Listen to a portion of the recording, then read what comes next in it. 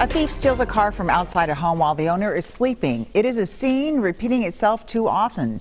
Between 2019 and 2020, vehicle theft in Minnesota shot up 34%, and the numbers are still climbing. Data shows that this crime hit a historic high nationwide in 2022 with more than 1 million vehicles stolen. If it's like prior years, hundreds of thousands of vehicles will never be recovered and many will be trafficked out of the country. National consumer correspondent Asher Qureshi takes us on the search to find them. 280 million cars, trucks, and SUVs drive America's roads. And every day, more than 2,500 disappear. When you think about stolen cars, local police are obviously the ones looking for them, right? When we started asking where are all these cars going, we discovered that more and more stolen cars are slipping out of their reach and into the hands of international criminals. So we're headed to the Port Authority in New Jersey. We're going to meet up with Customs, who are really working the front line of trying to stop stolen vehicles from leaving the country. Here, tens of thousands of shipping containers leave the country every day. Hidden inside, here we have a Porsche. Vehicles stolen from cities all over America, headed overseas. They keep busy. It's busier now. This is probably one of the busiest years this year. One of the busiest years? Yeah, one of the busiest. U.S. Customs and Border Protection let us tag along with Officer Dean Panzarino, whose job it is to find and stop stolen cars from leaving the port. What kinds of cars are you seeing normally that are being put into these containers and shipped off? Mostly high-end vehicles, Land Rovers, Mercedes, BMWs. Every once in a while you get a Bentley, Rolls Royce. There was something about this container headed to Africa that aroused his suspicions. His hunch was right. So this is not the car that was supposed to be in here? No, no. It's a Maserati. Yeah, this is a nice hit. It's a nice hit.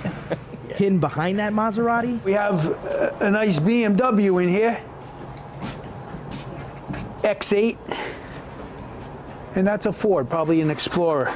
The stolen cargo was on its way to the port in Algeciras, Spain, before its final destination, West Africa. It's the same port where police in Spain intercepted 24 stolen luxury vehicles from the U.S. earlier this year, valued at more than $2 million. They're being shipped overseas. We know that. We work with U.S. Customs and Border Protection every day. We work cases with them. We know they're going to West Africa and to the Middle East. We know that fact. We also know they're going to the south side of the border. They also are going to Mexico. They're just driving right through U.S. Customs and Border Protection checkpoints, with government license plate readers installed to record every single one.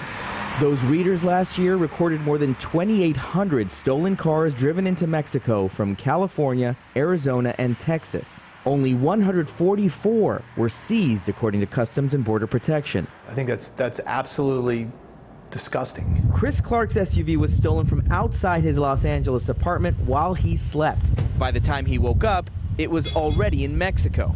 He tracked it down using GPS. I Googled repossession Mexico.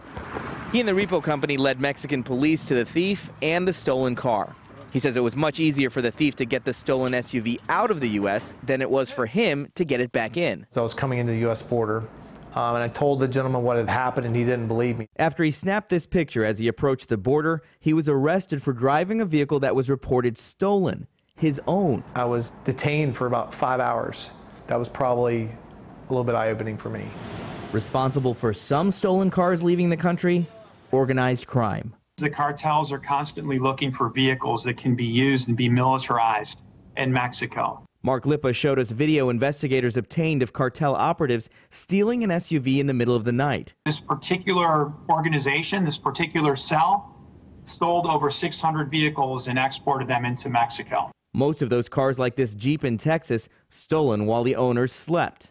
They weren't even reported stolen, so they could get across without any issue. Exactly. These are stolen vehicles, but there aren't the resources to go after these cars.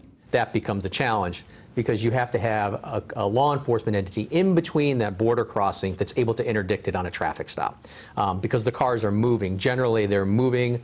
They're not stopped for inspection. They hit the license plate reader from Department of Homeland Security, U.S. Customs and Border Protection, but the vehicle's still moving. CBP did tell us they periodically conduct targeted checks, but they won't pursue stolen cars into Mexico because of jurisdictional limitations.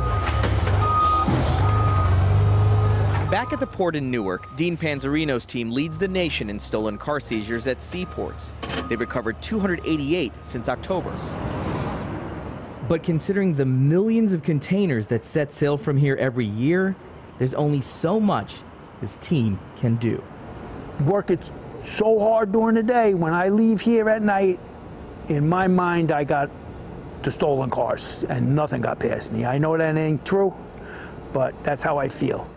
The National Insurance Crime Bureau says it recovered more than 2,000 stolen vehicles that had been trafficked to foreign countries last year. If your car is stolen and you figure out where it is using GPS, they say you should call police and not try to go get it yourself. I'm Usher Qureshi, WCCO News.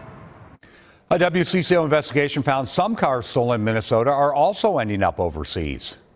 Minnesota, with its riverways and railways, is an industrial mecca, and you can put a vehicle onto a significant major transport in very short order and have it to the border and overseas in very little time.